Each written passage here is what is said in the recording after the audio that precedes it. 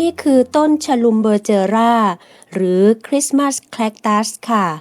เมื่อหมดฤดูออกดอกเราจะทิ้งไว้ประมาณ1 เดือนนะคะก่อนที่จะแยกต้นปลูกหรือว่าย้ายลงกระถางใหม่ต้นนี้ปลูกมาประมาณ3 ปีครึ่งค่ะตลอดเวลาเราไม่ได้ดูแลอะไรมากมายนะคะนอกจาก